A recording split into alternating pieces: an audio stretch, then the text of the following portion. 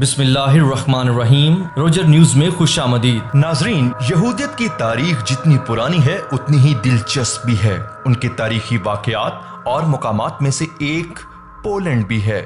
ہر یہودی اپنی زندگی میں ایک بار ضرور پولینڈ جاتا ہے۔ ایسا کیا ہے پولینڈ میں؟ آج کی اس ویڈیو میں اسی سوال کا جواب دیا جائے گا۔ پولینڈ دوسری جنگ عظیم تک یہودیوں کا شہر کہلاتا تھا۔ شہر میں یہودیوں کے سینگوگ بھی تھے، اسکول بھی، قبرستان بھی اور بازار بھی۔ پولینڈ 17 ستمبر 1939 کو سوویت یونین کے قبضے میں چلا گیا۔ ہٹلر نے 1941 میں پولینڈ فتح کیا تو وارسا کے ساتھ ساتھ کراکوف کے یہودیوں پر بھی برا وقت آ گیا۔ یہ لوگ گیس چیمبرز میں ڈال کر مار دیے گئے یا پھر برقی بھٹیوں میں زندہ جلا دیے گئے۔ وہ نظر بندی کیمپوں کی نظر ہو گئے۔ ہوا کچھ یوں، 1939 میں پولینڈ میں جرمنی کے حملے کے بعد پولینڈ میں رہنے والے 2 ملین سے زیادہ یہودی جرمنی کے کنٹرول میں آ گئے۔ جون 1941 میں جرمنی کے سوویت یونین پر حملے کے بعد مزید کئی ملین یہودی نازیوں کی حکومت کے تحت آ گئے۔ جرمنی نے یہودیوں کی اتنی بڑی آبادی کو کنٹرول کرنے کے لیے انہیں شہروں اور قصبوں کے مخصوص علاقوں کے اندر رہنے پر مجبور کر دیا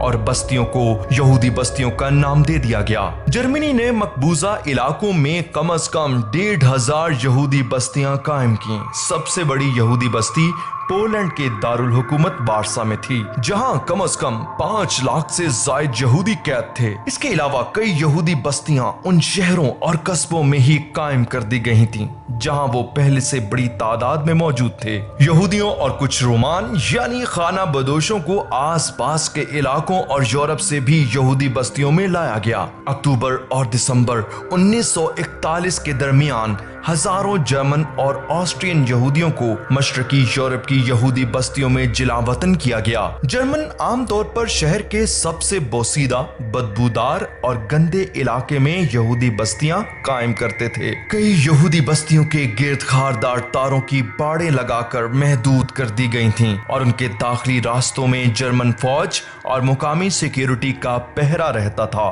رات کو کرفیو کے دوران کسی کو باہر نکلنے کی اجازت نہ ہوتی۔ پولینڈ کے شہروں لارڈس اور وارسا میں ٹرینوں کی لائنیں گزرتی تھیں۔ لائنوں کو دوبارہ راستہ دینے کی بجائے فوج ان پر باڑیں لگا دیتی اور پولیس ان پر رات بھر پہرا دیتی تھی کہ کہیں یہودی ان بستیوں سے فرار نہ ہو جائیں۔ بہت سے فوجی گاڑیوں پر سوار ہو کر ان شہروں میں صرف اس لیے بھی آتے تھے کہ وہ بستیوں میں موت سے بدتر زندگی گزارنے والے یہودیوں کا مذاق اڑائیں۔ وارسا کے یہودیوں کو یہودی بستیوں میں جانے کا حکم دے دیا گیا۔ جرمنی نے وارسا میں یہودی بستی کے قیام کا اعلان کیا اور 12 اکتوبر 1940 کو یہودیوں کو وارسا جانے کا حکم دے دیا گیا۔ اس حصے کو جہاں یہودی بستیاں قائم تھیں نومبر 1940 کو شہر سے علیحدہ کیا جانا تھا، جس مقصد کے لیے 10 سے 12 فٹ اونچی دیوار تعمیر شروع کر دی گئی جس کے اوپر خاردار تاروں کا جال بچھا دیا گیا۔ جرمنوں نے یہودی بستیوں میں سخت پہرا دیا تاکہ یہودی بستیوں اور وارسا کے دیگر حصے کے درمیان کسی قسم کی کوئی نقل و حرکت نہ ہو سکے۔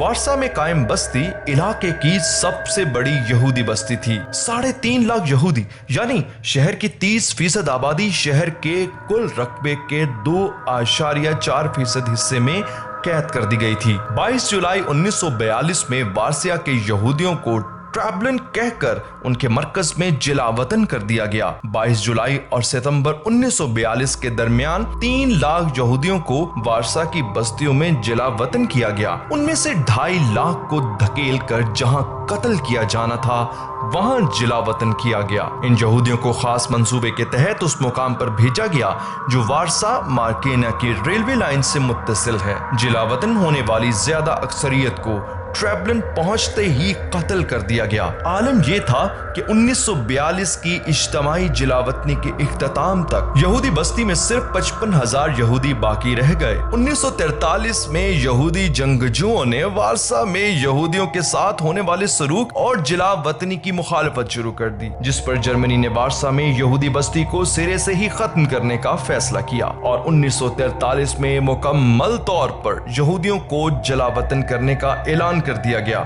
जिला वतनी का ये ऐलान यहूदी बस्तियों में मुसल्लह बगावत का एक इशारा था। यहूदी बस्ती के ज्यादातर यहूदियों ने जिला वतनी के लिए रिपोर्ट करने से इनकार कर दिया। वो शहर के मुख्तलिफ हिस्सों में और बंकरों में छुप गए और शहर की मुख्तलिफ सड़कों पर पोजीशनें लेकर जर्मनों से लड़ाई की। जर्मनों ने इस गुस्ताखी और बगावत पर यहूदी बस्ती को आग लगाकर राख का ढेर बना दिया। 16 मई 1943 को जंग का खात्मा हुआ। हजारों लोग मारे गए और यहूदी बस्तियों के यहूदियों को जबरी मुशक्कत के कैंपों में मुंतकिल कर दिया गया। वारसा की यहूदी बस्ती के यहूदियों की बगावत इंतहाई अहम थी क्योंकि ये पहली आवाज थी जो उठी और यूरोप भर में जिसके चर्चे हुए। पोलैंड में अगर यहूदी बस्तियों की मजीद बात की जाए तो वारसा के अलावा यहूदियों को लॉर्ड्स की भी यहूदी बस्ती में जाने पर मजबूर किया जाता रहा। वारसा की यहूदी बस्ती में यहूदी खुद दीवार की तामीर पर काम कर रहे थे और काम करवाया जा रहा था। मुख्तलिफ तस्वीर में देखा जा सकता है कि वारसा शहर के कैसे एक दीवार के जरिए दो हिस्सों में तकसीम करके यहूदियों के लिए जिंदगी को मजीद तंग कर दिया गया था। 1991 में जब सोवियत यूनियन टूटा तो पोलैंड आजाद हो गया। पोलैंड ने 1994 में अपना मुल्क सयाहों के लिए खोल दिया। ये ऐलान दुनिया भर के उन यहूदियों के लिए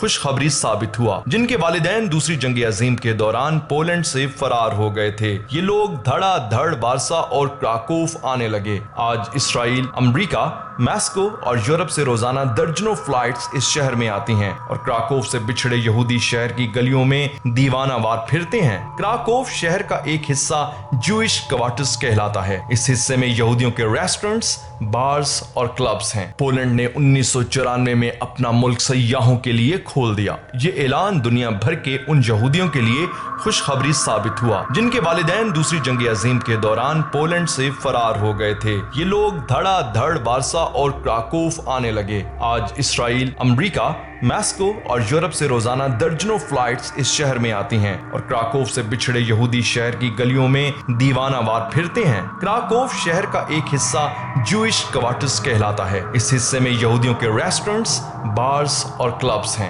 यहाँ 24 घंटे पुलिस और फौज का पहरा रहता है। यहूदी इस्लामी तरीके से ज़िबाह करते हैं। ये गोश्त कोशर कहलाता है और ये मुसलमानों के लिए हलाल होता है। क्राकोव के जूइश क्वार्टर्स के ज्यादातर रेस्टोरेंट्स में कोशर मिलता है, चुनांचे मुसलमान इस इलाके का रुख करते हैं। माजी में होने वाले मजालिम की मुखालिफत और मजम्मत करने की खातिर हर साल यहूदी पोलैंड में आने की कोशिश करते हैं।